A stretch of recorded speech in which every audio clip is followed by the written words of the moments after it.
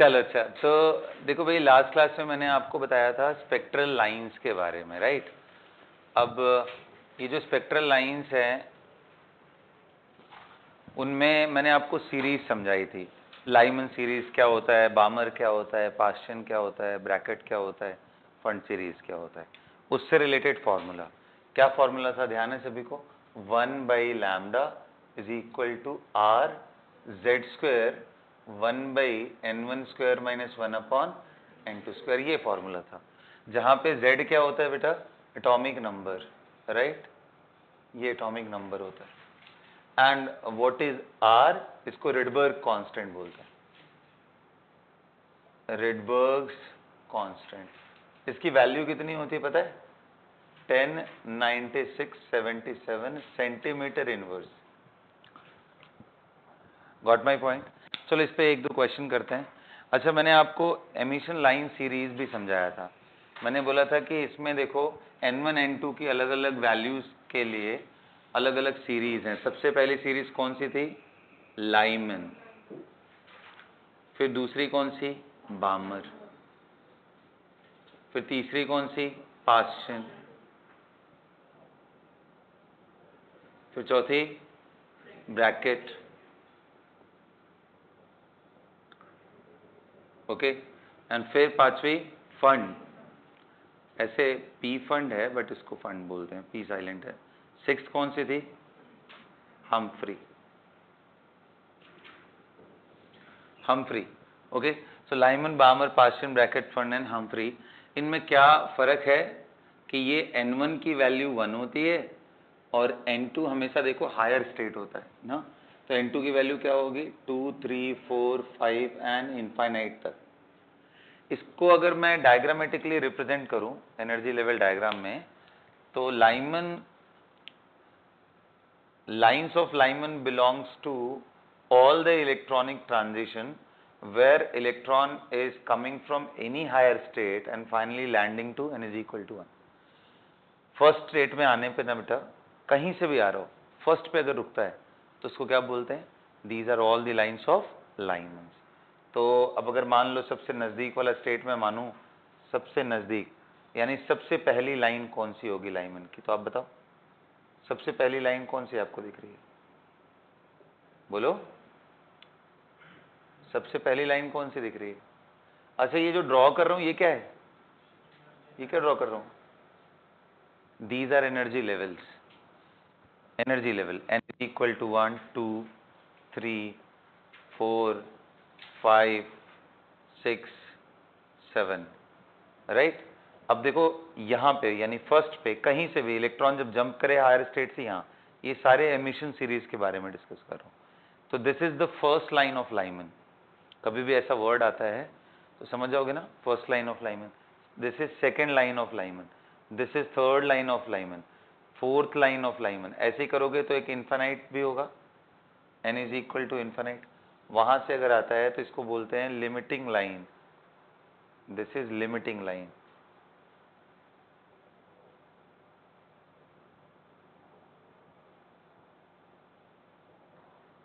ये लाइमन की, और ये कौन सी है? First line of Lyman.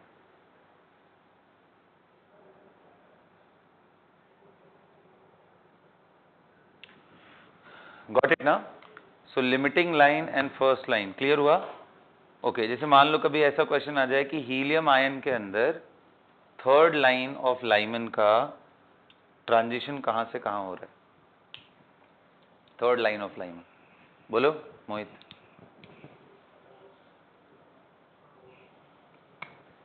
बोलो। अरे ये फर्स्ट लाइन है, कहां से कहां आ रहा है इलेक्ट्रॉन? 2 से 1। क्या सो रहे हो क्या क्लास में तुम? 2 से 1 में आ रहा है। सेकंड कहां से कहां आ रहा है? थर्ड कहां से कहां है? तो ऐसे करके देखना, अच्छे से बैठ जाओ, बिल्कुल अच्छे से बैठ जाओ। लिमिटिंग लाइन इनफाइनाइट से कहां आ रहा है? 1 पे। These are all the collection of किसकी लाइन से? These are the lines of Lyman series. Got it? Similarly, Balmer वाली कौन सी होंगी?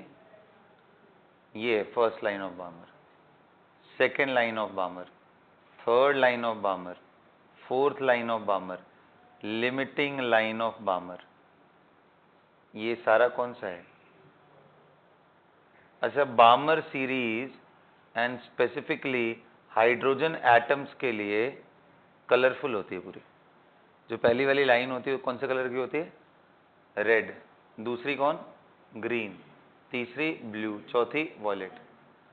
तो एक बार ये देखो एग्जाम में ऐसा क्वेश्चन आया कि third line from red and in बामर series correspond to a transition of electron from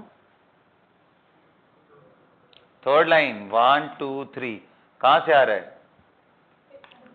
5 to 2.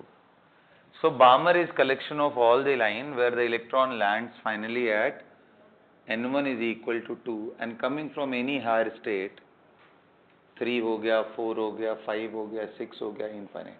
तो समझ आ रहा है सबका n1 अलग होता है, बस n1 इसका 3 होगा, n1 इसका 4, n1 इसका 5, n2 इसका, और कभी भी जहां लैंड करना है उससे ऊपर से ही आ रहा होगा, तो इसलिए n2 की वैल्यू हमेशा इससे ज्यादा 4 5 6 infinite, n2 5 6 7 infinite, n2 6 7 8 infinite, n2 7 8 9 infinite. समझ में आया क्या?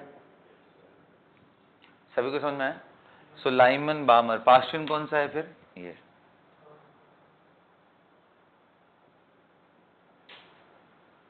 ये सारे कौन से हैं पास्टन? क्या नोट कर लोगे इसको? ढंग से नोट कर लेना।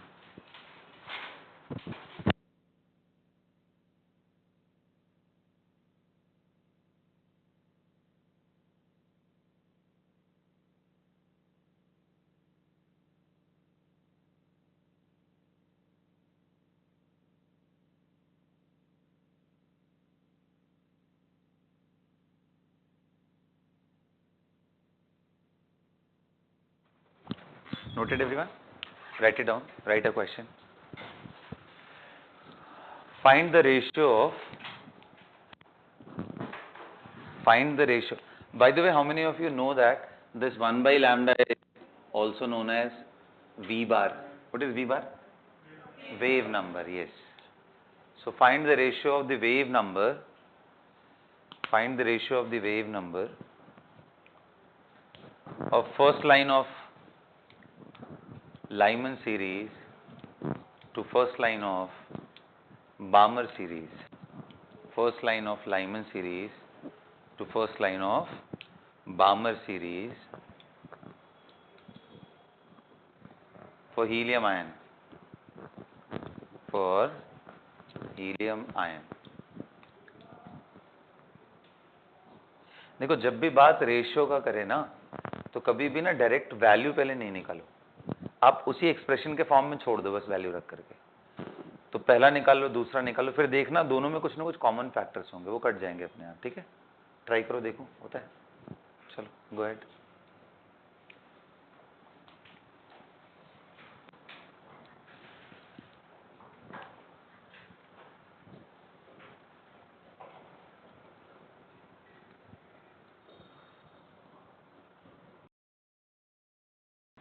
ये तो क्लियर है ना कि हायर स्टेट को क्या बोलते हैं n2 और लोअर स्टेट को क्या बोलते हैं n1।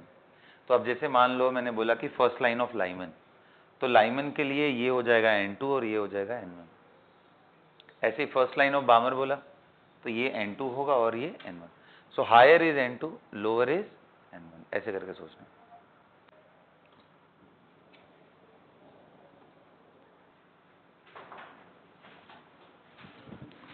सभी को समझ आ गया? कर लिया ना? कितना है आंसर? अर्पिता नहीं क्या? दीक्षा करो करो, जल्दी करो, अभी आंसर चाहिए, तुरंत आना है। 27:5 आ रहा है। कितने लोग का आया 27:5? तुम दोनों का आ गया? ठीक, आ जाओ देखते हैं, आ जाओ। क्या है अर्षा? ध्यान दो, आना चाहिए अर्षा, तुरंत आना चाहिए आंसर इसका। सो V bar I told you 1 by lambda can be written as R Z square 1 upon N1 square minus 1 upon N2 square. As I told you, first line of Balmer, किसका रेशियो पूछा है? Lyman to बामर या बामर to Lyman? पहला कौन सा बोला? Lyman to.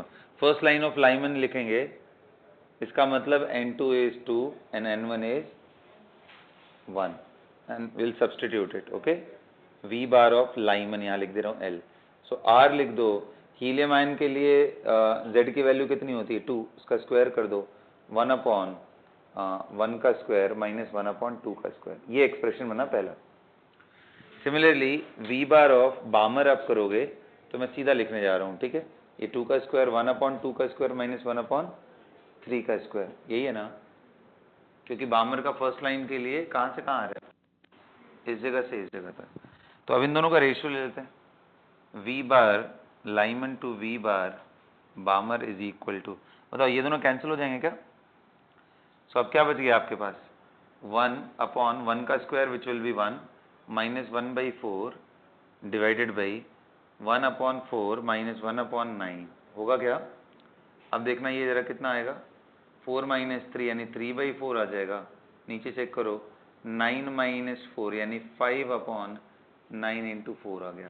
अब कभी भी डिवाइड करते हैं किसी चीज को तो उल्टा करके मल्टीप्लाई कर सकते हैं, यानी कि इसको उल्टा कर दो, 9 into 4 upon 5, got it? 9 into 4। तो यार ये पूरी कहानी हो गई, राइट? ये 4 से 4 तो गया, 27 upon 5 is the right answer. आया था? वेरी गुड, कुछ नहीं था, सिंपल। क्या मोहित बाबू ढीले पड़ गए हो तुम, आंसर यहाँ तक पहुँचना चाहिए, आ गया था तो बोला क्यों नहीं? इसलिए बोल रहा हूँ मैं, ढीले पड़ गए हो। अगला क्वेश्चन लिखो, लिखो सभी लोग। Find the ratio of wavelength, find the ratio of the wavelength, find the ratio of the wavelength of the light, find the ratio of the wavelength of the light emitted corresponding to a transition of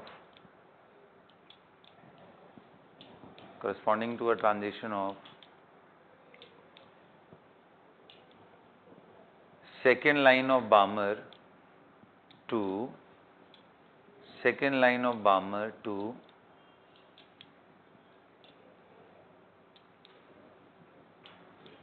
हाँ जी, second line of Balmer to first line of Lyman, first line of Lyman, second line of Balmer to first line of Lyman in hydrogen spectrum, in hydrogen spectrum। देखो जब ratio लेना है तो does it matter कौन सा atom है? कोई फर्क पड़ता है? क्यों? Z की वैल्यू कैंसिल आउट हो जाएगी ऊपर नीचे।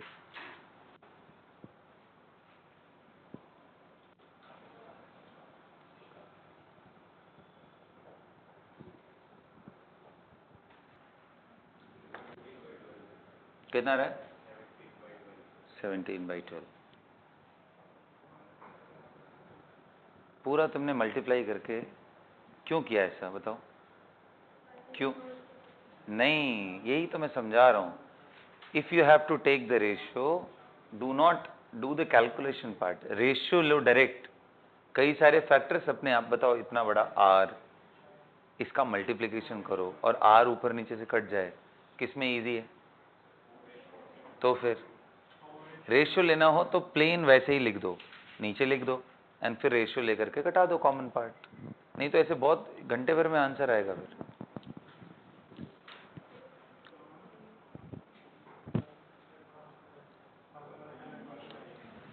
हाँ जी, हाँ जी,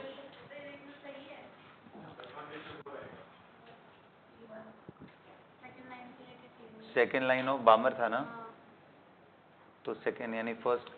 देखो उसको आना कहाँ है, बामर की लाइन को लैंड कहाँ करना है? ये देखो, ये सारी बामर की लाइन, उसके लिए आने वाला पॉइंट कहाँ पे है?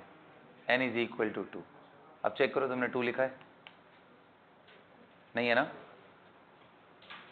ठीक है, आ रहा है बात समझ में सभी को? आओ चलो देखते हैं। चलो अभी बंद करो लिखना, इधर ध्यान से। मोहित आंसर कितना बताओ? 1/4 है। सेम आया 1/4। आओ चलो देखिए। तो देखो भाई मैंने इस बारी ना v बार नहीं पूछा था, मैंने क्या पूछा था, ratio of wavelength. Balmer to ये पूछा था। So basically lambda Balmer to lambda Lyman मैंने क्वेश्चन मार्क किया था। अब उनकी कॉरेस्पॉन्डिंग लाइन देख लेंगे कौन सी है। अच्छा एक बात बताओ, 1/λ से फॉर एग्जाम्पल बामर बोल रहा हूं तो r इंटू जेड स्क्वायर कहां से कहां जा रहे भाई, सेकेंड लाइन थी कि फर्स्ट लाइन थी? सो बामर की सेकेंड लाइन ढूंढो यहाँ पे। बामर की सेकेंड लाइन ये है, इसमें कहां से आ रहा है, शुरू कहां से हो रहा है, 4 से, पहुंच कहां रहा है 2 पे। 1/2 का स्क्वायर माइनस 1/, हमेशा ध्यान रखना पहला वाला नंबर छोटा होता है, बाद वाला नंबर बड़ा, क्योंकि अगर ये बड़ा हो गया ना तो ओवरऑल डिनोमिनेटर में बड़ा करोगे ये छोटा आ जाएगा, नेगेटिव वैल्यू आ जाएगी, जो कि पॉसिबल। इसलिए जब हम लोग ये फॉर्मूला लिखते हैं यहाँ क्लियरली लिखते हैं कि n1 से बड़ा। आ रहा है बात समझ में? तो ये है हमारा पहला चीज। ओके जी, मैं इसीलिए बोल रहा था, ऋषिप्ता ध्यान दो इधर, ऐसे ही बोल रहा था कि लिख लो r z स्क्वायर 1/, फिर लाइमन का कौन सा, फर्स्ट लाइन। तो फर्स्ट लाइन यानी लाइमन की पहली लाइन ये है, कहां से कहां आ रहा है, 2 से, तो 2 से 1, तो यानी 1/2 का स्क्वायर। अब बताओ अगर यही रेशियो ले लें तो r z स्क्वायर ये सब का मल्टीप्लिकेशन का जरूरत।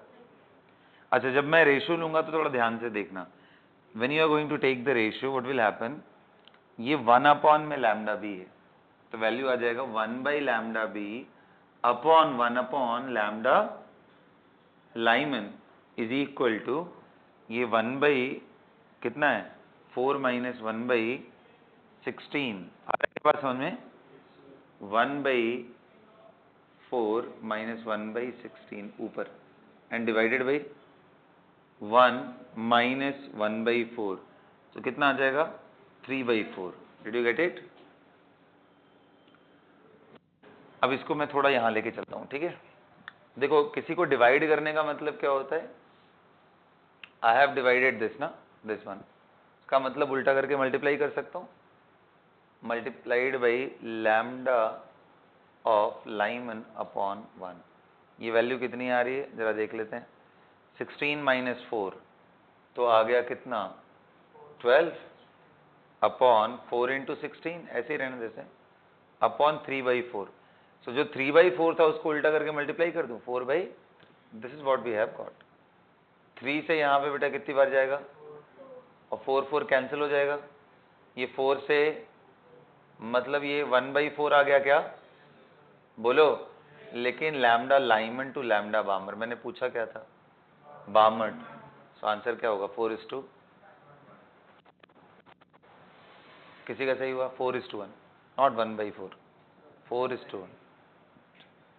नहीं तुमने वी बार लेकर कर दिया था क्या, क्यों, मैंने क्या पूछा था, ठीक है। ध्यान दो रेशियो में दोनों ऑप्शन दिया रहता है, 1/4 भी देगा एंड 4/1, तो आपको ध्यान रखना है वर्ड का, ठीक है। चलो आई होप अब हो जाएंगे ऐसे क्वेश्चंस। लिखो एक बहुत अच्छा क्वेश्चन करा रहा हूँ, देखते हैं तुम लोग का दिमाग काम करता है क्या। थोड़ा सा लेवल ऊपर करके दे रहा हूँ, ठीक है, एम्स लेवल के क्वेश्चन पहले आया करते थे, अब तो एम्स ही अलग हो गए, आई मीन सबको एक ही में मिक्स कर दिया उसने। चलो देखते हैं क्या करते हो तुम लोग, ठीक है। लिखो, in a certain electronic transition taking place in a sample of hydrogen atom, in a certain electronic transition taking place in a sample of hydrogen atoms, in a sample of hydrogen atoms. Clear? There are 3 lines observed in visible region. कितने lines मिले visible में, 3 lines मिले, 3 lines are observed in visible region. Then find how many lines will be observed, find how many lines will be observed in, part wise लिखेंगे इसको, right. In first part ultraviolet region UV, अगला infrared region IR. Third total number of lines.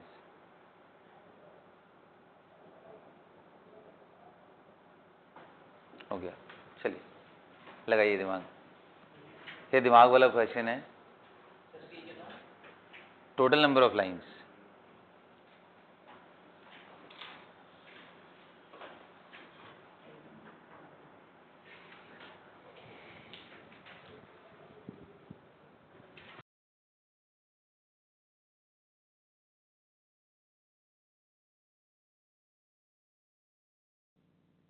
देखो इसमें बोल रहा है कि electron ना किसी हायर स्टेट से जब ट्रांजिशन लेके ग्राउंड पे पहुंच रहा है तो टोटल नंबर ऑफ लाइन जो विजिबल रीजन में मिल रही है वो 4 मिल रही है. 3 बोला है? 3 बोला. 3 मिल रही है. ठीक है. अब फिर इसमें पूछा है कि अगर इस पूरे ट्रांजिशन को देखोगे तो सिर्फ लाइन वो 3 ही तो नहीं होंगी, इसके अलावा कुछ इंफ्रारेड में होंगी, कुछ अल्ट्रावायलेट में होंगी. वैसे जिनको नहीं पता है उनको मैं समझा दूं. ये जो पहला लाइमन का सीरीज है ना, इसका देखो गैप ज़्यादा है, तो ये यूवी का लाइन है, अल्ट्रावायलेट. पिछली क्लासेस कवर किया किसी ने? हाँ, तो फिर मुश्किल है थोड़ा ना. ये जो नीचे वाला है इसको क्या बोलते हैं? यूवी. क्यों यूवी है थोड़ा समझाता हूँ. देखो विजिबल का आपको एनर्जी रेंज पता है? विजिबल का जो एनर्जी रेंज होता है वो कितना होता है? इसको याद कर जाओ. 1.6 electron volt to 3.2 electron volt. अब ये कहाँ से मैंने बताया? आपको याद है विजिबल के लिए हम बोलते हैं कि 4000 एंगस्ट्रॉम से लेके 7000 एंगस्ट्रॉम तक होता है उसका वेवलेंथ, है ना. अब आपको एक एनर्जी का एक्सप्रेशन भी पता है, कौन सा? 1242 बाई लैम्डा नैनोमीटर. ये इलेक्ट्रॉन वोल्ट में आता है. तो जब यहाँ 400 करोगे this value will be around 1.7 something like that. But actual जो इसका आंसर होता है वो होता है 3800 से स्टार्ट होता है और ये 7200 तक जाता है. तो जब वैल्यू लोगे तो ये आएगा. और ये नंबर भी बड़ा सीधा सीधा है, 1632, just double of that. So 1.6 electron volt से 3.2 के बीच में अगर कोई लाइन आ रही है, एनर्जी रेंज आ रहा है, वो सब विजिबल का होंगे. जैसे आप बताओ n इज इक्वल टू 3 की एनर्जी कितनी होती है? फॉर्मूला लगा के देख लेते हैं. E n is equal to -13.6 z² by n². 3 रखो तो यहाँ पे कितना आया था भाई, याद है तुम लोग को? -1.51. ये कितना था? -3.4. ये कितना था? -13.6. अब इन दोनों का गैप निकालो तो 1.89 आ रहा है क्या? तो 1.89 क्या इस रेंज में है ना? तो ये लाइन कौन सी है? इसीलिए मैंने बोला था पहली लाइन कौन सी है? लाल रंग वाली होती है, रेड कलर की, विजिबल. दूसरी कौन सी होती है? ग्रीन. ओके. और करते करते यहां तक देखो, वॉयलेट तक. ये कौन सा लेवल था? 6 की एनर्जी किसी को याद है? इसकी होती है -0.85, 0.54, इसकी 0.37 था ये. अब दिस माइनस दिस करो तो अप्रॉक्स 3 के आसपास आएगा. 3.4 माइनस 0.37. देखना 3 आ गया, 0, एंड ये कितना? 3.03. तो समझ में आ रहा है ना, वो वॉयलेट को टच करने जा रहा है. RGBV, इसीलिए मैंने बोला था red, green, blue and violet. समझ आया ना? तो कोई इलेक्ट्रॉनिक ट्रांजिशन है जिससे कितनी लाइन विजिबल में मिली हमें? 3 मिली. तो उसके बाद मैंने IR के पूछे हैं, बाकी टोटल लाइंस पूछी, ये सब पूछा. अब कर लोगे? चलो इसके बाद हो जाना चाहिए, देखते हैं. कर लिया? ट्राई करो.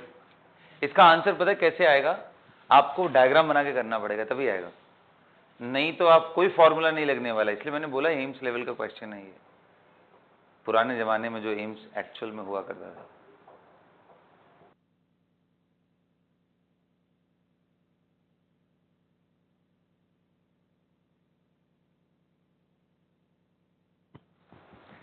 हाँ जी बच्चों, तो मैं बता रहा था आपको कि जो यहाँ का गैप है वो 10.2 का है,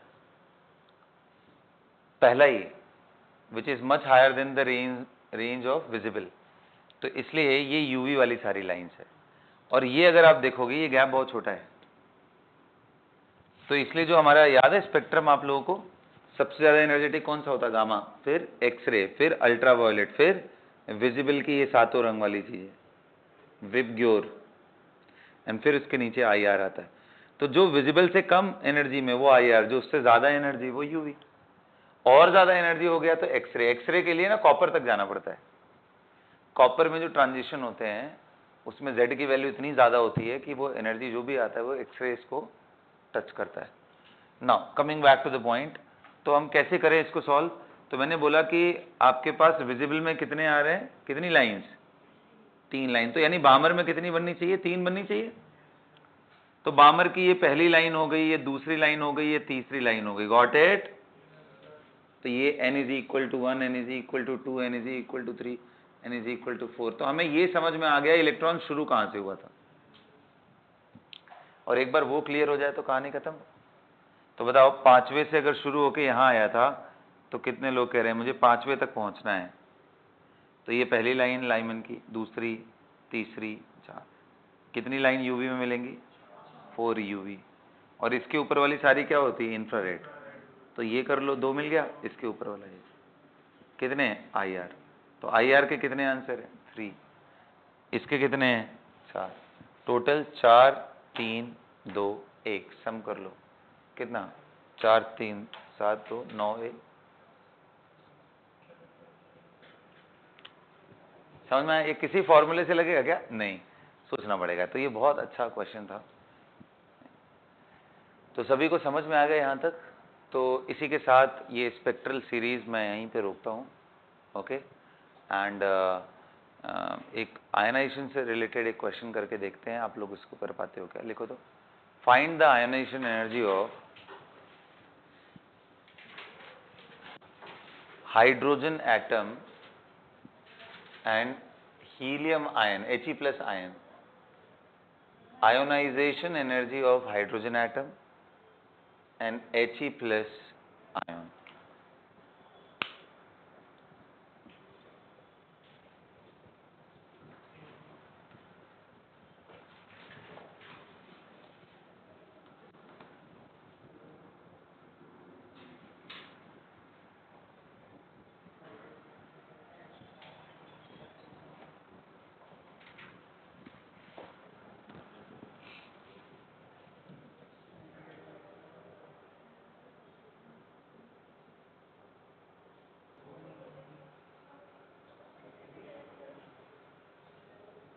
कर लिया बेटा?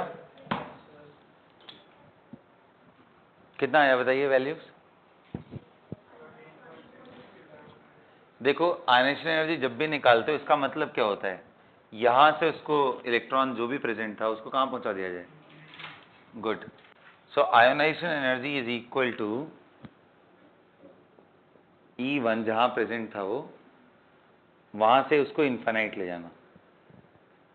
तो E इन्फाइनाइट में एनर्जी कितनी होती है? 0। और E1 में कितनी होती है? -13.6 Z² बाई, मिला के कितना हो जाएगा? +13.6।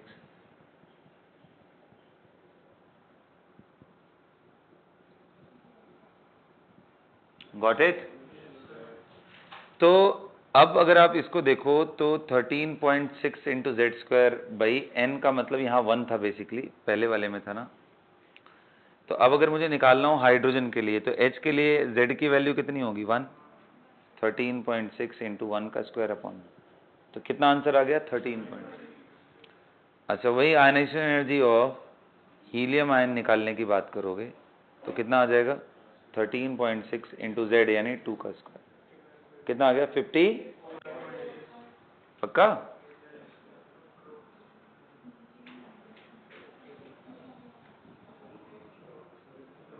मेरे ख्याल से 54.4 आना चाहिए। 54.4। चलो अच्छा, कोई बात।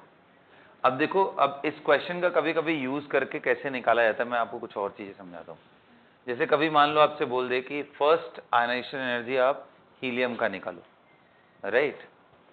Just give me a minute.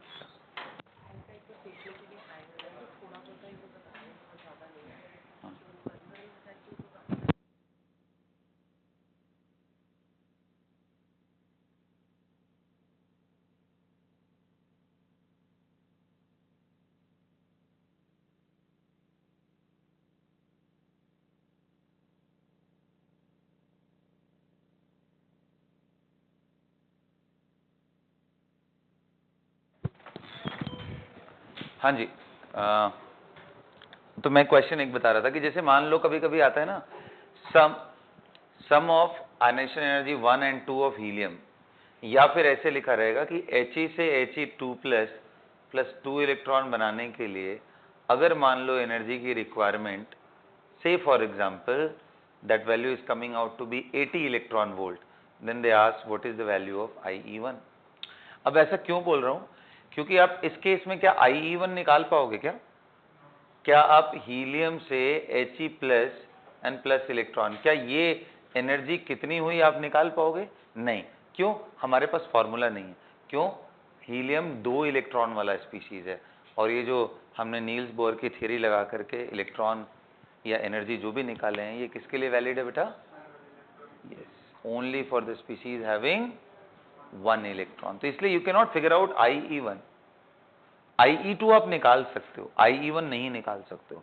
लेकिन अगर मैंने बोल दिया हीलियम से यहां तक जाने में टोटल एनर्जी इतनी लग रही है, तो ये दोनों का सम होगा, पहला इलेक्ट्रॉन निकाला प्लस दूसरा इलेक्ट्रॉन निकाला, दोनों का जोड़ करके ये वैल्यू है।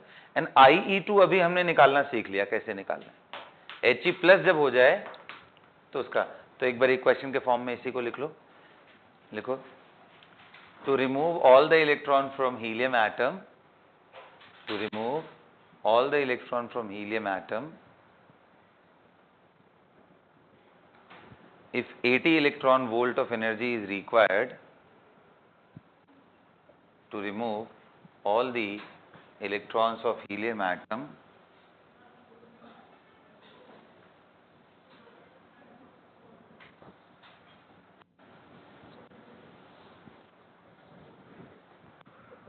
to remove all the electrons of helium atom, what did I say? If, हाँ जी, 80 electron volt energy is required, then find the first ionization energy of helium.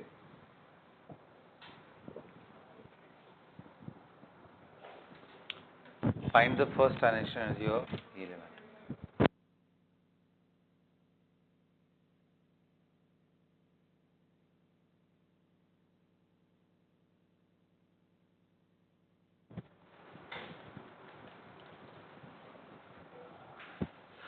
कितना है भाई? सिंपल, वो क्या है कि अगर हीलियम से वो दोनों इलेक्ट्रॉन निकालने में टोटल एनर्जी कितनी लग रही है, एनर्जी कितनी लगी है? 80 इलेक्ट्रॉन वोल्ट। तो हमें ये पता है कि He से He प्लस का तो हम नहीं निकाल सकते, यही IE1 है, लेकिन He प्लस से He2 प्लस बनने का हम निकाल सकते हैं, ये IE2। This is how much? 13.6 into Z square by 1 का स्क्वायर। Z कितना है बाबा? 2 का स्क्वायर। कितना आ रहा है ये? अभी निकाला था 54.4 इलेक्ट्रॉन वोल्ट, और टोटल दिया हुआ है इतना, तो इन दोनों का sum according to question IE1 plus IE2, ये टोटल एनर्जी दिया हुआ है हमें 80 इलेक्ट्रॉन वोल्ट। ये हमें नहीं पता, ये हमें पता है, बल्कि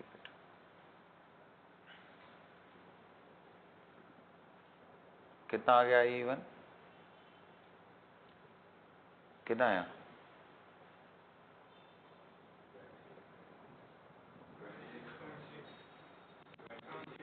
26.6 इलेक्ट्रॉन। आ गया ना समझ में कैसे करना है? और कोई तरीका नहीं होता इसको करने का वरना, ठीक है? ओके। ऐसे एक बात बताओ, अगर मैं कार्बन एटम ले लिया तो उसका कौन सा आयनेशन एनर्जी मैं निकाल सकता हूं यूजिंग बोर फॉर्मूला?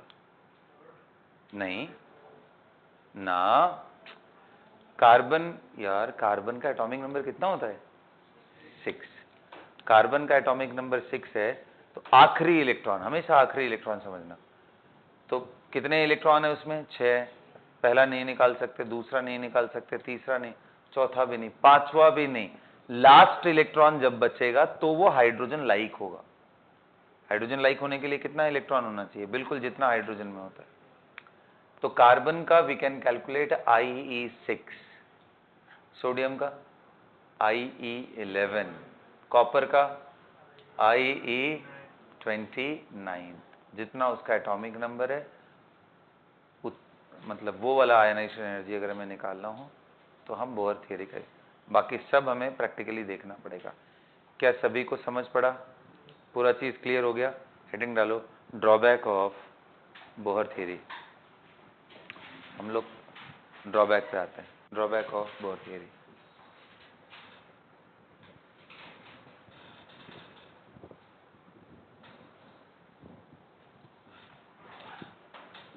क्या है भाई कमियां? बोहर थियरी की कमियां क्या हैं? ड्रॉबैक, अब देखो बहुत सारे सबसे पहली कमी तो यही है कि बोहर थियरी सिर्फ और सिर्फ एक इलेक्ट्रॉन वाले स्पीशीज के लिए ही करेक्ट है। लिखो, Bohr theory is not applicable for atoms or ions having 2 or more electron. 2 or more electron। अगला देखते हैं और क्या कमियां हैं। दूसरी कमी ये है कि हाइड्रोजन जैसे एटम के लिए भी अगर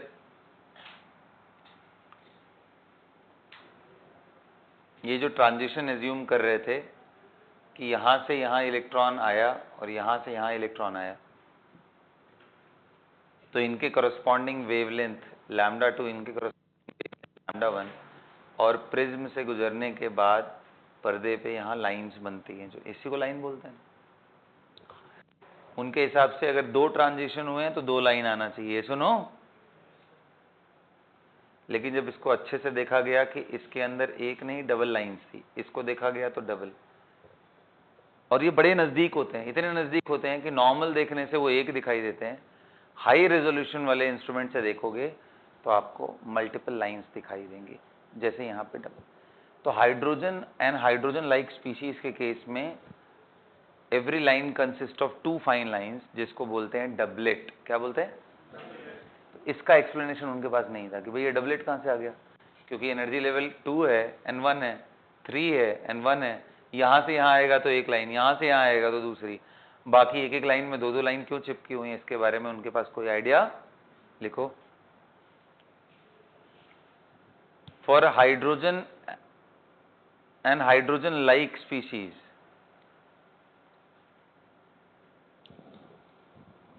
there was existence of doublets which Bohr theory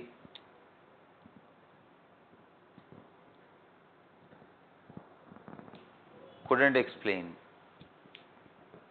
मतलब ऐसा क्यों हो रहा है इसके बारे में कोई आइडिया नहीं था।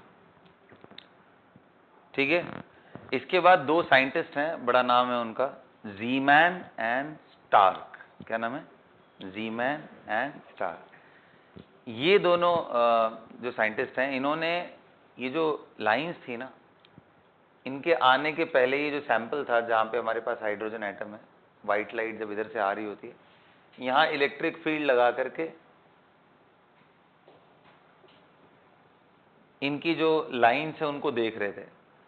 तो इलेक्ट्रिक फील्ड हटा के देख रहे हैं तो ये लाइन 2 है, लगा के देख रहे हैं तो ये लाइन 2 के बजाय 4 हो जा रही है, 5 हो जा रही है, डिपेंड करता है कहां से कहां रहे। तो इसको बोलते हैं स्प्लिटिंग ऑफ लाइंस। क्या बोलते हैं? लाइन स्प्लिट कर गई, बहुत सारे बन गए उसमें से। So splitting of line in electric field is known as Stark effect and splitting of lines in magnetic field is known as Zeeman effect. तो ज़ीमैन एंड स्टार्क इफेक्ट को बोहर थियरी एक्सप्लेन नहीं करता है। देखो, Bohr theory do not give any explanation for Zeeman, Z-E-E-M-A-N, Zeeman, Z-E-E, Bohr theory do not give any explanation for Zeeman and Stark effect, S-T-A-R-C, Stark effect,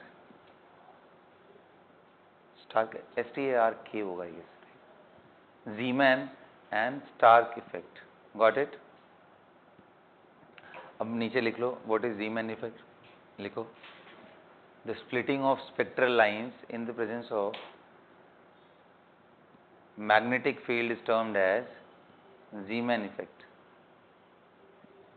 Splitting of spectral lines in the presence of electric field is termed as Zeeman effect. And the splitting of spectral lines in the presence of Stark effect is termed as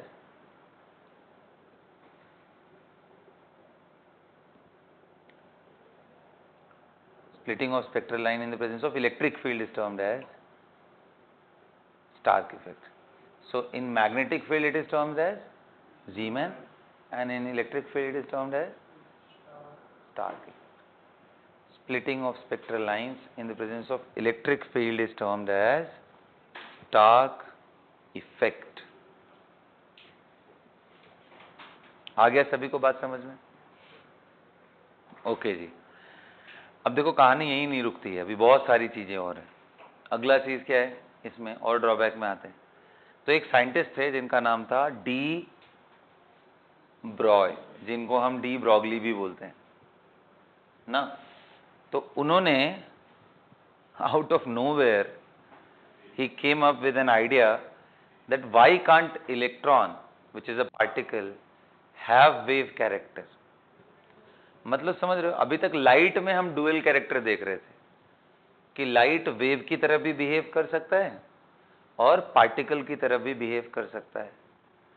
अब ये जो scientist थे इन्होंने देखा कि भाई light ही क्यों, जो छोटे पार्टिकल इलेक्ट्रॉन है, प्रोटॉन है, एटम है, मॉलिक्यूल है, इनके अंदर वेव कैरेक्टर भी तो हो सकता है। तो उन्होंने जस्ट एक हाइपोथेटिकल जस्ट एक एक्सप्लेनेशन दिया।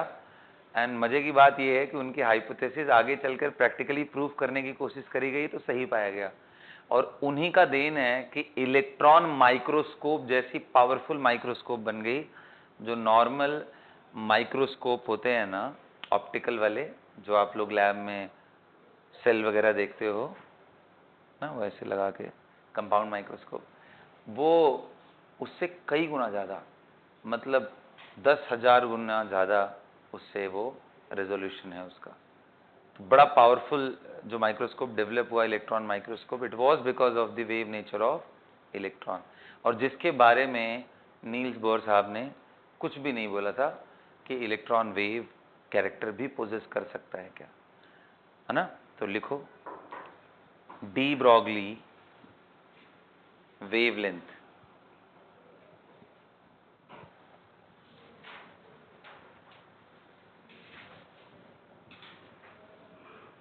लिखो, एज पर de Broglie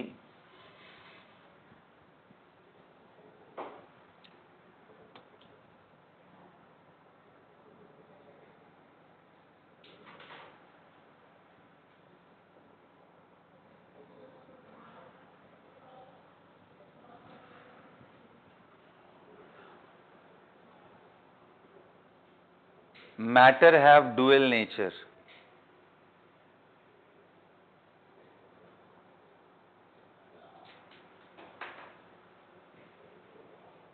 that is it have particle as well as wave nature.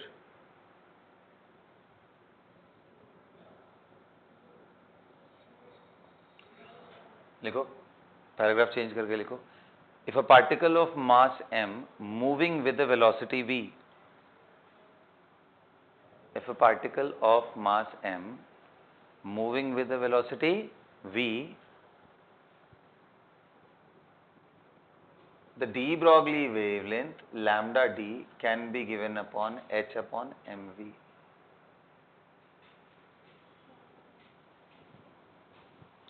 The de Broglie wavelength lambda d is given as h upon mv.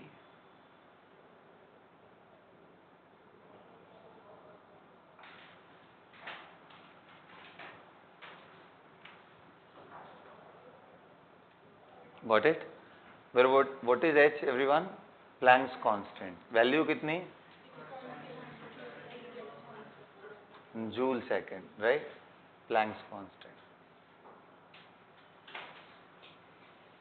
What is m here? Mass of the particle. What is v here? Speed. हाँ, speed या velocity at that instant. यहाँ तो magnitude से ही मतलब है. And lambda D stands for D Broglie wavelength.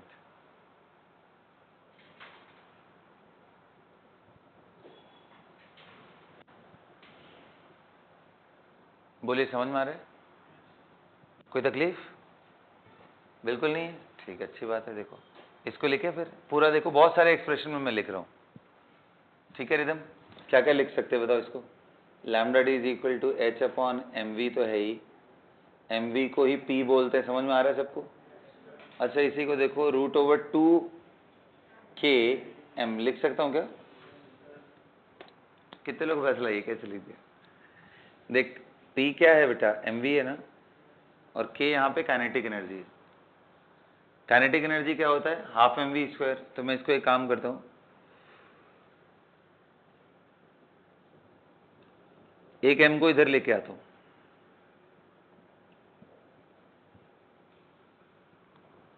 दोनों तरफ half करता हूँ. कुछ दिखा क्या? यही क्या है? तो पी स्क्वायर अपॉन 2m की वैल्यू k है, तो p की वैल्यू 2km. ऐसा लगता है जैसे 2 किलोमीटर हो. where k is the kinetic energy, m is the, it is not 2 kilometer. Okay, it is 2 into kinetic energy into mass.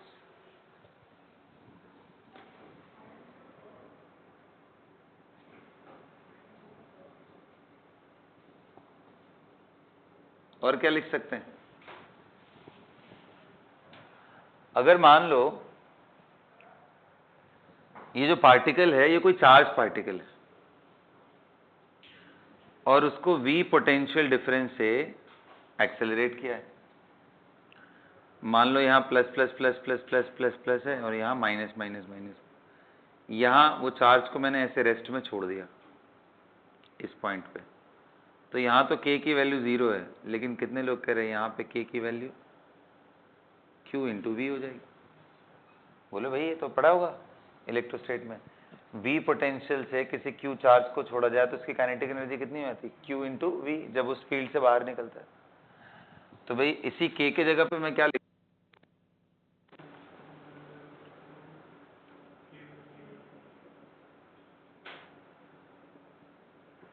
यहाँ पे q चार्ज है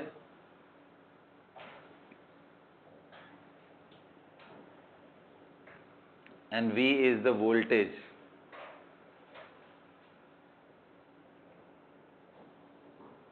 from which it is accelerated.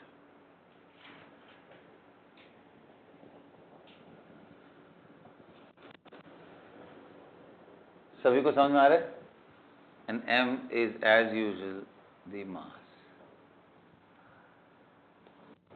अब अगला एक स्पेशल हेडिंग लिखना for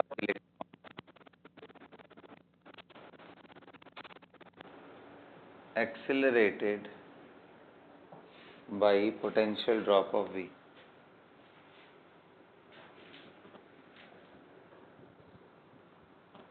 This lambda d comes out to be root over 150 by v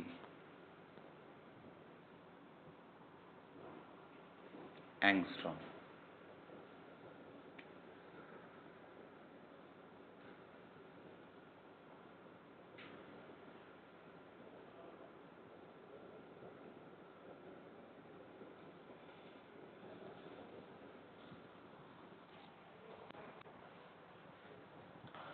अब ये क्यों इतना सिंप्लीफाई कैसे हो गया भाई? इलेक्ट्रॉन के लिए हमें चार्ज भी पता है, मास भी पता है, h की वैल्यू तो वैसे ही कांस्टेंट होती है.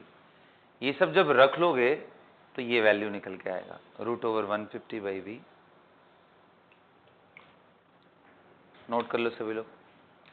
क्वेश्चन करते हैं इस पे, लिखो.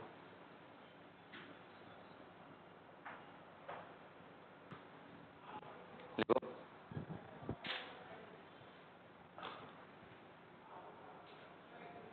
Proton and an alpha particle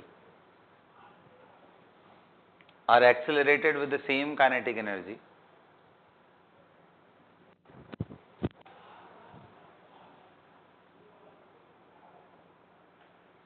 are moving with the same kinetic energy, एक ही बात है. Proton and alpha particle are accelerated or moving with the same kinetic energy. Find the ratio of their de Broglie wavelength lambda proton to lambda alpha निकालिए. ये कितना आएगा? Question mark. निकालिए. Ratio of the de Broglie wavelength of proton to alpha particle. कितना है बेटा? 2. आओ देखते हैं. पहले समझो, देखो प्रोटॉन एंड अल्फा पे सबसे पहले रिलेटिव मास एंड चार्ज देखते हैं. मास एंड फिर चार्ज. ये बताओ प्रोटॉन क्या है? H+ ही तो है. और अल्फा क्या है? He2. बताओ हाइड्रोजन का मास कितना होता है? 1 AMU. और इसका मास कितना होता है बेटा? 4 AMU.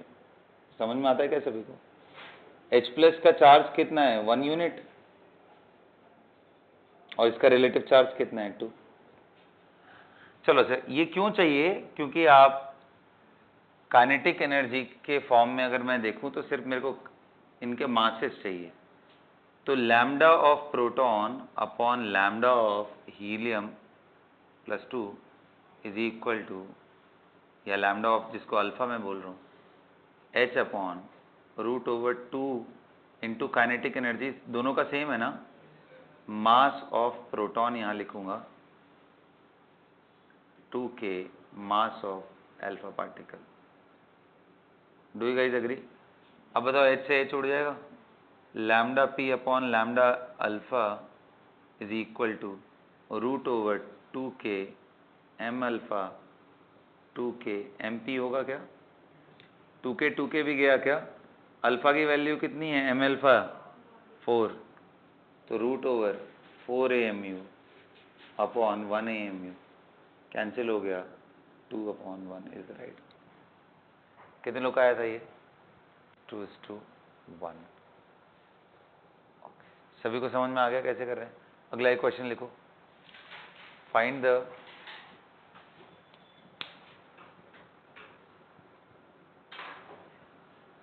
Ratio of de Broglie wavelength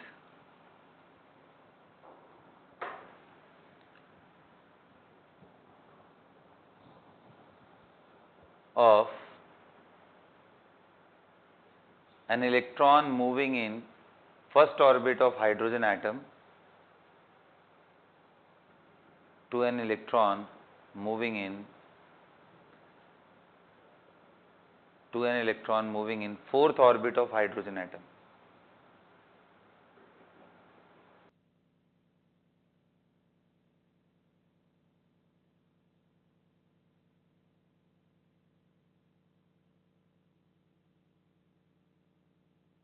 कर लिया सभी ने? ओके. आओ चलो देखते हैं. बताओ हाइड्रोजन के केस में देखो, हाइड्रोजन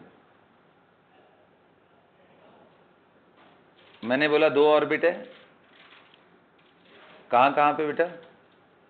एक कहां पे है? इलेक्ट्रॉन अगर यहां घूम रहे हो तो n इज इक्वल टू 1. और फिर इलेक्ट्रॉन कहां घूम रहा है? फोर्थ में बोला, यानी यहां घूम रहा है. तो एक बात बताओ, इलेक्ट्रॉन चाहे यहां हो उसका मास सेम ही. क्या बदलेगा बाबा उसका? बस. क्या वेलोसिटी नहीं निकालने आता है? V0 Z/n मीटर पर सेकंड. क्या सबको मालूम है? इसकी वैल्यू होती है 2 पॉइंट. उसका भी जरूरत नहीं है क्योंकि रेशियो ले रहे हो, कट जाएगा. था ना घटिया ऐसा क्वेश्चन? बताओ lambda of an electron which is in fourth. 1 to 4 पूछा है? 4 to 1. तो लैम्डा 1 इज इक्वल टू कितने लोग करें? H/m V1 upon H/m V2. इसको सिंप्लीफाई करोगे V2 ऊपर आ जाएगा, V1 नीचे आ जाएगा। आ रहा है कैसे कुछ समझ? तो ये V2 by V1 and V2 की वैल्यू कितनी होगी Z? अब रख लो यार, V2 की value V0 times Z, hydrogen है ना, उसको Z ही रहने दो, upon 2 whole divided by V0 Z अपॉन 1। आ रहा है क्या समझ में? अच्छा फोर्थ आ गया ये, तो चलो ये फोर्थ था, फोर्थ वाले में बात कर रहा हूँ। तो क्या आ गया answer? 1/4। So lambda 1 upon lambda 4 is equal to,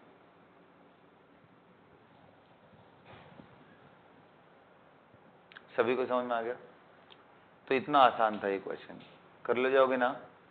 एक मैं वोल्टेज पे करा दे रहा हूं, उसके बाद देखेंगे तुम लोग। क्वेश्चन लिखो।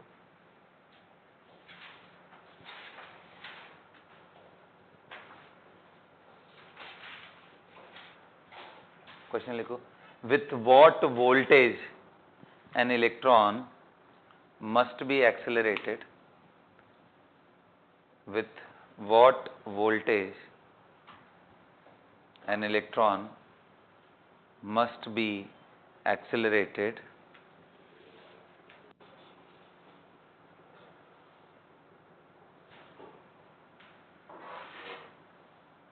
with what voltage an electron must be accelerated to get a kinetic energy of 4 electron volt, to get a kinetic energy of 4 electron volt।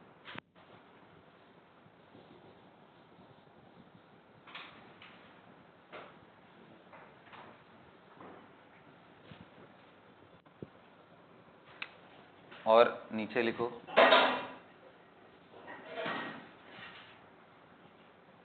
and also find the de Broglie wavelength associated with this electron।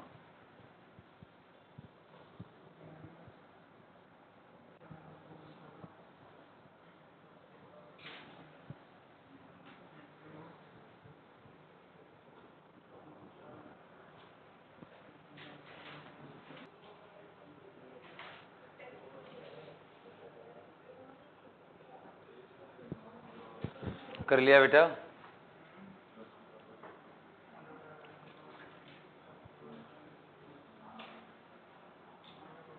कर लिया आप लोगों ने?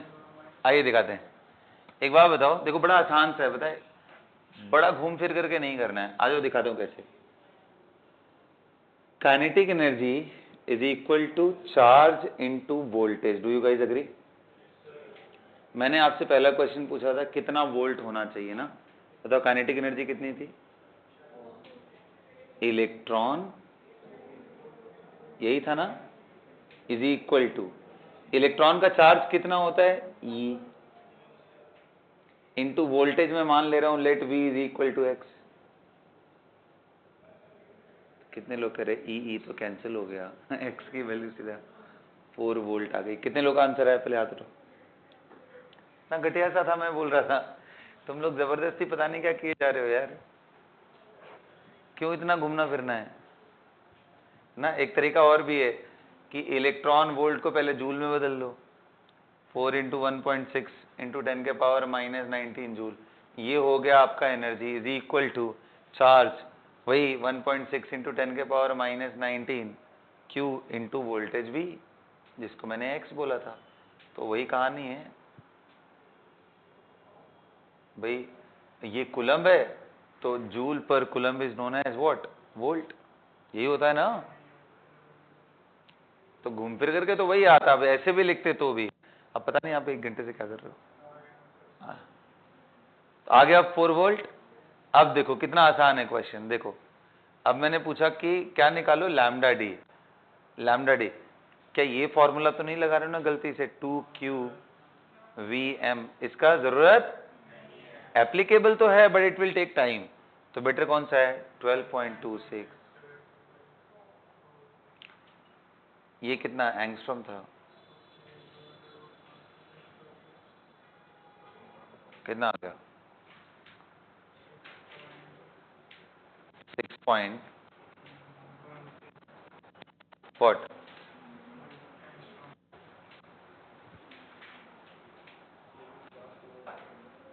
था ना आसान, बस reroute करके देख लेना था। सभी को समझ में आ गया? इसके बाद लिखे बेटा हाइजेनबर्ग्स अनसर्टेनिटी प्रिंसिपल। हेडिंग डालिए हाइजेनबर्ग्स अनसर्टेनिटी प्रिंसिपल। देखो अब बात समझना ना, ये भी बड़ा इंटरेस्टिंग है। हाइजेनबर्ग्स अनसर्टेनिटी प्रिंसिपल एक ऐसे साइंटिस्ट के बारे में अब हम लोग पढ़ने जा रहे हैं जिन्होंने पूरे स्ट्रक्चर ऑफ एटम के हाइपोथेसिस एंड जो ऑर्बिट की थियरी है उस पे ही क्वेश्चन खड़ा कर दिया।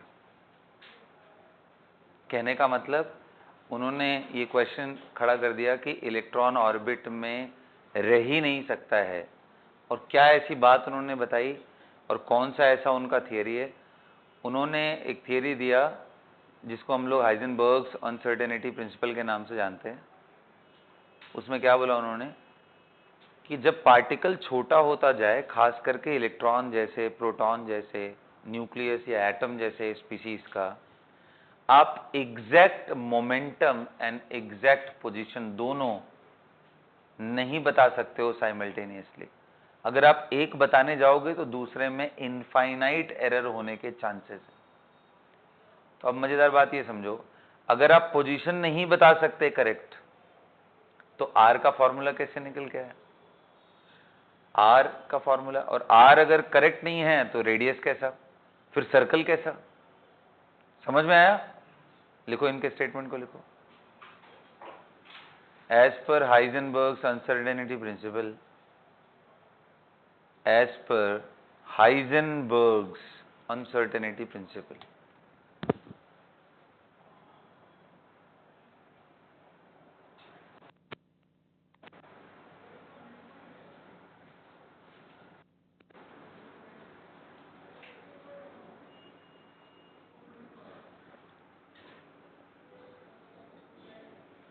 as per Heisenberg's uncertainty principle,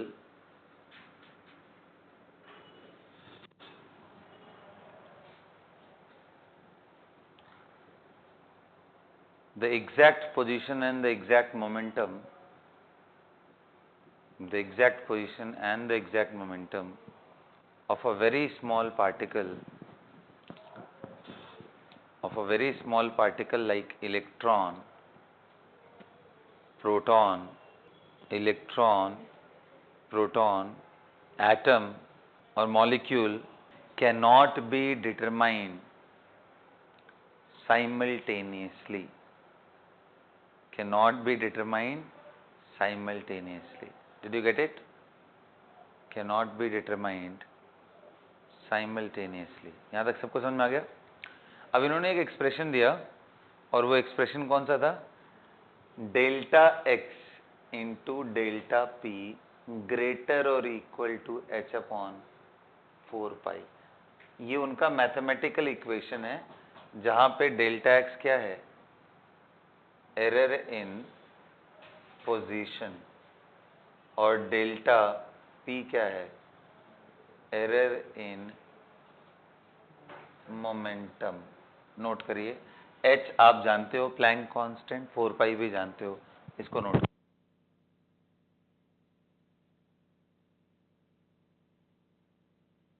noted? Got it? अब देखो इसमें ये बड़ा इंटरेस्टिंग सा टर्म है, इसमें सीधा सीधा क्वेश्चन आता है। अच्छा, डेल्टा पी को देखो मैं लिखना चाह रहा हूं, पी की वैल्यू क्या होती है बेटा? M into v, mass into velocity ना, पी मोमेंटम है। डेल्टा पी करना चाहेंगे तो मास यूजुअली कांस्टेंट वैल्यू होती है, तो बाहर आ जाएगा, तो क्या आ जाएगा? M delta. क्या मैं इसको ऐसा लिख सकता हूं? Delta x into m delta v greater और is equal to h upon 4 pi. यहां से delta x into delta v greater is equal to h upon 4 pi m. सबको समझ में आ रहा है? आप लोग के एग्जाम में सीधा स्टेटमेंट पे ही क्वेश्चन आता है। जैसे अब मैं एक स्टेटमेंट बताने जा रहा हूं, तो इन्होंने ये बोला कि भाई गलतियां तो होना ही है, इन गलतियों का जो प्रोडक्ट है ना उसकी वैल्यू कम से कम एच अपॉन 4 पाई आएगी। The product of the mistake that you are going to do in the measurement of the momentum and the position the minimum possible value of error will be how much, h/4 हालांकि ये value बहुत कम है यार, power देखो ना कितना है 34, -34 power मतलब नेग्लिजिबल। लेकिन जब यही बात इलेक्ट्रॉन तक के लेवल पे जाएगी ना तो उसके लिए वो सिग्निफिकेंट हो जाता है, क्योंकि इलेक्ट्रॉन के लिए डिस्टेंसेस नैनोमीटर में भी बहुत मायने रखते हैं। हमारे लिए हम यहीं खड़े हैं, 4 नैनोमीटर आगे खड़े हैं या पीछे खड़े हैं, इससे कोई फर्क पड़ता है क्या? उस जगह से कितने डिस्टेंस है, हमारा लेना देना सेंटीमीटर मीटर में है ना, बहुत प्रिसाइज हो जाएंगे मिलीमीटर, उसके नीचे हम जाते भी नहीं है। तो बड़े पार्टिकल के लिए ये इक्वेशन फिजिकली मीनिंगलेस है, और जितना छोटा पार्टिकल हो जाए उतना इसके लिए अच्छा है। तो एक तो डायरेक्ट क्वेश्चन आता है कि अगर बताओ डेल्टा एक्स की वैल्यू 0 हो जाए, यानी एग्जैक्ट पोजीशन पता चल जाए, तो एरर इन वेलोसिटी क्या होगा? इनफाइनाइट। अगर डेल्टा एक्स टेंडिंग टू 0 तो डेल्टा वी क्या होगा? इनफाइनाइट। भाई ये 0 हो गया तो 0 से यहां डिवाइड करो ना। बताओ किसी नंबर में मान लो 1 है ऊपर, और मैं बोलूं बेटा 0.0000 एकदम थक जाओ, लास्ट में जाके 1 लगा दो, कितना आएगा? तो इसका मतलब 10 के पावर माइनस इनफाइनाइट। ये सुनो, ऊपर जाएगा तो क्या आ जाएगा 10 के पावर, और इसका आंसर क्या होगा? इनफाइनाइट। कहने का मतलब ये है कि अगर इन दोनों में से कोई भी एक एग्जैक्ट पता चल गया तो दूसरे में एरर कितना हो जाएगा? Infinite. If you get the exact position there will be an error in velocity, infinite. If you get the exact velocity there will be error in the other part. तो एक तो सीधा ये क्वेश्चन आता है कि भाई अगर एक में एरर 0 हो जाए तो दूसरे का एरर क्या होगा। दूसरा क्वेश्चन आता है कि जैसे मान लो मैंने एक पार्टिकल ले लिया, किसमें? स्फीयर के अंदर। मैंने बोला भाई एक इलेक्ट्रॉन है, आर रेडियस का एक स्फीयर था, इसी में इलेक्ट्रॉन कहीं है, तो क्या आप बता सकते हो इसके लिए डेल्टा एक्स की वैल्यू क्या होगी? Maximum mistake that you can do in measurement of its position. क्या मैक्सिमम गलती कर सकते हो? पार्टिकल इसी के अंदर कितना गलती कर सकते हो? डेल्टा एक्स की वैल्यू कितना हो सकता है? तो कई लोग फॉर्मूला लगा के निकालते हैं, अरे बाबा ये तब निकालोगे जब दूसरा पता हो ना, कुछ दिया इसमें का मतलब यहीं से निकाल। कैसे निकाले? तो थोड़ा कॉमन सेंस लगाओ। मान लो इलेक्ट्रॉन प्रेजेंट एग्जैक्टली यहां है सेंटर पे, और आपने बता दिया कि इलेक्ट्रॉन प्रेजेंट पेरिफेरी पे है, तो कितना एरर किया आपने? आर का। लेकिन मान लो अगर यहां प्रेजेंट है तो आर से थोड़ा ज्यादा, यहां प्रेजेंट है तो और ज्यादा, और एकदम अपोजिट कॉर्नर पे है तो ये कितना हो गया? 2r। तो प्रेजेंट वो किसी एक कोने पे है, आपने दूसरे कोने पे बता दिया, तो मैक्सिमम मिस्टेक कितना कर सकते हो आप? 2r। So delta x value will be 2, maximum possible error. अब इससे एक तो ये क्वेश्चन आएगा, दूसरा पूछेगा minimum possible error in momentum या वेलोसिटी। तो क्या वो नहीं निकाल लोगे? डेल्टा एक्स मिल गया, उसको उधर ले जाकर डिवाइड करो, you will get the right answer. समझ में आया दूसरा क्वेश्चन कैसे निकाला जाता है? अच्छा यही मैं पूछ लूं कि भाई एक मैंने क्यूब लिया है जिसका एज लेंथ a है, बताओ इसमें मैक्सिमम मिस्टेक क्या कर सकते हो? मतलब maximum possible distance between any two point will be the maximum mistake. तो मान लो इस कोने पे पड़ा हो और आप बता रहे हो इस कोने पे, इससे बड़ा दूरी तो नहीं हो सकता ना, इससे बड़ा मिस्टेक नहीं हो सकता, क्योंकि है तो वो बॉक्स में ही। तो कितना मिस्टेक किया आपने? a√3। भाई डायगोनल ऑफ क्यूब कितना होता है बेटा? a√3। तो a√3 का आप मिस्टेक कर रहे हो। तो ये हो गए सेकेंड टाइप के प्रॉब्लम। नंबर 3 वाले जो प्रॉब्लम आते हैं वो बताता हूं। वो आपको ना ऐसा बोल देगा कि a particle is moving with a velocity of 10 के power 6 with an error of 1%। तो बताओ 1% एरर बोल दिया तो क्या आप डेल्टा वी नहीं निकाल सकते? Delta v by v into 100, इसी का वैल्यू कितना दिया है? 1%। तो यहां से डेल्टा वी निकाल लो, यानी वी का 2% एरर बोले तो उसके हिसाब से 2/100, 3/100 निकल जाएगा ना। वो अगर यहां डाल दोगे तो क्या डेल्टा एक्स निकल जाएगा? तो ये 3 तरह के क्वेश्चन बेटा इसमें पूछे जाते हैं, और तीनों मैंने आपको समझा दिया। और कंक्लूजन क्या है कि नील्स बोर की जो ऑर्बिट वाली थियरी है वो पूरी तरीके से अब यार डिसमेंटल हो गया। हमने शुरू किया था एटम ब्रेक नहीं हो सकता है, फिर कुछ दिनों के बाद हमें पता चला कि एटम वाटरमेलन जैसा है, इलेक्ट्रॉन जगह जगह ऐसे हाँ प्रेजेंट है, वाटरमेलन के जैसे सीड्स होते हैं वैसे। फिर बाद में पता चला नहीं ये गलत है, सही क्या है, फिर इलेक्ट्रॉन ऑर्बिट में चक्कर लगा रहे हैं न्यूक्लियस के चारों तरफ इलेक्ट्रोस्टैटिक फोर्स से। फिर इन पे क्वेश्चन मार्क लग गया कि इलेक्ट्रोमैग्नेटिक रेडिएशन से ये रेडिएट करना चाहिए तो स्पाइरल बन करके अंदर। इसके बाद हमने देखा कि नील्स बोर साहब आकर के कुछ तो समझा के गए कि mvr is equal to NH/2π होगा, और जब भी ऐसा होगा तो इलेक्ट्रॉन एनर्जी रेडिएट क्यों नहीं करेगा, इसके बारे में कोई कहानी नहीं समझाया। अच्छा जी, अभी तक यही हम लोग चल रहे थे, बहुत अच्छा लग रहा था कि अब चलो फाइनली एटम के बारे में जान ही रहे हैं, तब तक इन्होंने बम फोड़ दिया कि इलेक्ट्रॉन का एग्जैक्ट पोजीशन एंड मोमेंटम बता पाना पॉसिबल नहीं है, तो फिर कैसा आर, ये तो गलत है, आर गलत है, तो इसका मतलब रेडियस वाला कहानी गलत है। यानी अब से हम लोग डिस्कशन करेंगे मॉडर्न थियरी। मॉडर्न थियरी का न्यू रखा था हाइजेनबर्ग एंड श्रोडिंगर, ये दोनों ही साइंटिस्ट ने। फॉर्चुनेटली दोनों ने ही अलग अलग कंट्रीज के होते हुए भी अलग तरीके से स्ट्रक्चर ऑफ एटम को समझाया था, बट दोनों का कंक्लूजन सेम है। और हम लोग किसके बारे में पढ़ेंगे, इरविन श्रोडिंगर के बारे में, उनके वेव थ्योरी के बारे में, और क्वांटम नंबर क्या है, electronic configuration, and then will be done. तो अब हम लोग मॉडर्न थियरी ऑफ एटम के बारे में अगली क्लास में पढ़ेंगे। Is that clear? That's all for the class. You guys can now leave the class.